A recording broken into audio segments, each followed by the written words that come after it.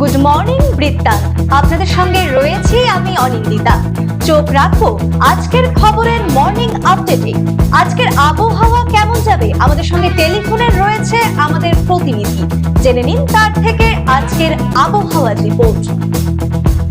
দেখো, উত্তরবঙ্গ কৃষি বিশ্ববিদ্যালয়ের আবহাওয়া দপ্তর সূত্রে যেটা জানানো হয়েছে তাতে কিন্তু বলা হয়েছে আজ উত্তরবঙ্গের সর্বত্রই আকাশ কিন্তু আংশিক মেঘলা থাকবে। কোথাও কোথাও কিন্তু সারা দিনভর বৃষ্টির কিন্তু সম্ভাবনা রয়েছে, এমনটাই পূর্বাভাস আবহাওয়া দপ্তরের।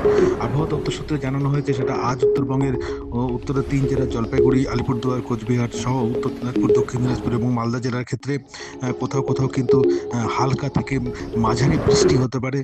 পাশাপাশি উত্তরবঙ্গের প্রতিটি জেলাতেই কিন্তু বৃষ্টির সম্ভাবনা থাকায় সেক্ষেত্রে কিন্তু বলা হয়েছে যে যারা চাষাবাদ করছেন তাদেরকে কিন্তু প্রয়োজনীয় সতর্কতা হিসেবে কৃষি দপ্তরের সাথে যোগাযোগ রাখার পরামর্শ দিয়েছে উত্তরবঙ্গ কৃষি বিশ্ববিদ্যালয়ের আবহাওয়া দপ্তর।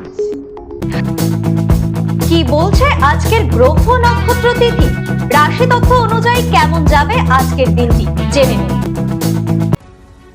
জয় মাতৃনারায়ণী। আজ অর্থাৎ 19শে মার্চ, চৌঠা চৈত্র, বৃহস্পতিবার, অমাবস্যা তিথি। চলুন জেনে নেই আজকের রাশিফল।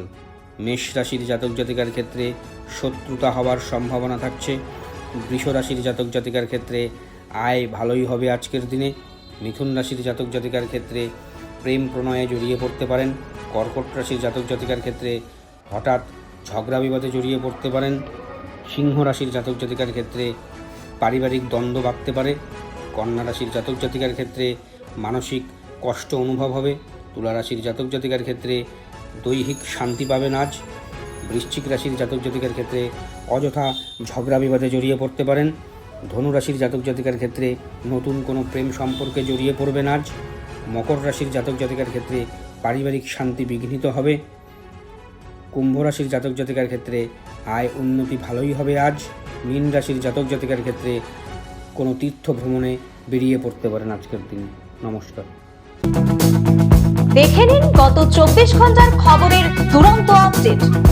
আসন্ন বিধানসভা নির্বাচনের আগে পুরনো দ্বন্দ্ব ভুলে একসাথে কাজ করার বার্তা দিলেন তৃণমূল প্রার্থী ও বিধায়ক কৃষ্ণ কল্যাণী। রায়গঞ্জ পৌর প্রশাসক ও প্রাক্তন কাউন্সিলরদের নিয়ে বৈঠক করে শহরের বিভিন্ন ওয়ার্ডে নির্বাচনী প্রচারের রূপরেখা তৈরি করা যায়। অতীতে বিধায়ক ও পৌরসভার মধ্যে মতভেদ সামনে এলেও এবার নির্বাচনে দলের স্বার্থে কাঁধে কাঁধ মিলিয়ে কাজ করার কথা জানান কৃষ্ণ কল্যাণী। পৌর প্রশাসকও জানান অতীতে যা হয়েছে তা মানুষের স্বার্থেই হয়েছে, আর আগামী দিনেও মানুষের স্বার্থে দলকে জেতাতে সবাই একসাথে কাজ করবেন।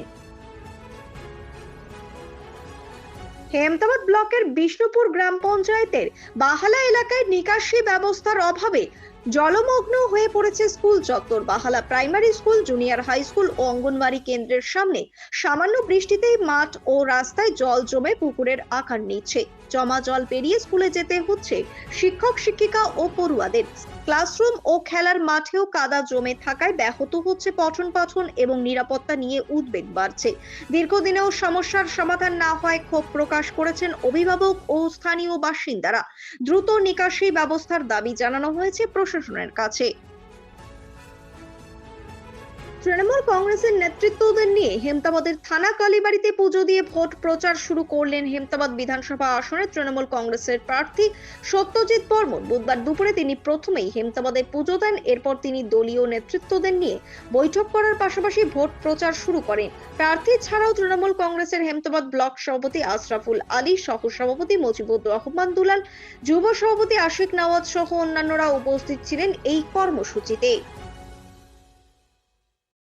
রায়গঞ্জের কুলিক ব্রিজের নিচে এক নবম শ্রেণীর পড়ুয়ার জলে পড়ে যাওয়ার ঘটনাকে কেন্দ্র করে ব্যাপক চাঞ্চল্যের সৃষ্টি হয়েছে। জানা গিয়েছে নিখোঁজ পড়ুয়ার নাম শুভাশিস মণ্ডল। তার পিতা ভগীরথ মণ্ডল পেশায় একজন ওষুধ ব্যবসায়ী এবং তাদের বাড়ি রায়গঞ্জের অশোকপল্লী এলাকায়। শুভাশিস রায়গঞ্জ মোহনবাটি স্কুলের নবম শ্রেণীর ছাত্র। স্থানীয় সূত্রে জানা যায় নদীর ধারে পড়ে থাকা জামা কাপড় দেখে প্রথমে সন্দেহ হয় স্থানীয় বাসিন্দাদের। পরে বিষয়টি রায়গঞ্জ থানায় জানানো হলে পুলিশ ঘটনাস্থলে পৌঁছে তদন্ত শুরু করে। প্রতিদিনের প্রতি মুহূর্তের খবরের আপডেট পেতে চোখ রাখুন নিউজ বৃত্তান্তের ফেসবুক পেজে। সাবস্ক্রাইব করুন নিউজ বৃত্তান্ত ইউটিউব চ্যানেলকে। উত্তর দিনাজপুর জেলার হেমতাবাদ ব্লকের যুবসাথী প্রকল্পের টাকা না পাওয়ার অভিযোগ তুলে বিডিওর কাছে ডেপুটেশন জমা দিল বেকার যুবকরা। বুধবার দুপুরে ব্লকের বিভিন্ন এলাকার যুবকরা একত্রিত হয়ে বিডিও বিশ্বজিৎ দত্তের কাছে স্মারকলিপি জমা দেন। তাদের অভিযোগ, অনেক অযোগ্য ব্যক্তি প্রকল্পের টাকা পেলেও যোগ্য হয়েও তারা বঞ্চিত হচ্ছেন। দ্রুত সমস্যার সমাধান না হলে আন্দোলনের পথে নামার হুঁশিয়ারি দেন তারা। বিষয়টি খতিয়ে দেখে দ্রুত সমাধানের দাবি জানিয়েছেন। উত্তর দিনাজপুর জেলার ইসলামপুর থানার ধনতলা বাইপাস এলাকায় ভয়াবহ দুর্ঘটনায় মৃত্যু হলো দুজনের। স্থানীয় সূত্রে জানা গিয়েছে, দুটি বাইকের মুখোমুখি সংঘর্ষে এই মর্মান্তিক ঘটনা ঘটে। দুর্ঘটনায় গুরুতর জখম হন আরো 4 জন। আহতদের দ্রুত উদ্ধার করে স্থানীয় হাসপাতালে ভর্তি করা হয়। মৃতদের মধ্যে একজনের বাড়ি শাহাপুর এলাকায় এবং অন্যজনের বাড়ি ধনতলা এলাকায় বলে জানা গিয়েছে। ঘটনার পর এলাকায় চাঞ্চল্যের সৃষ্টি হয়। খবর পেয়ে ঘটনাস্থলে পৌঁছায় ইসলামপুর থানার পুলিশ। দুর্ঘটনার কারণ খতিয়ে দেখা হচ্ছে। গুড মর্নিং বৃত্তান্ত আজ এই পর্যন্তই। ঘরে বাইরে খবরে থাকুন, দেখতে থাকুন, চোখ রাখুন নিউজ বৃত্তান্তে। নিউজ বৃত্তান্ত, হলুদ নয়, স্বচ্ছ।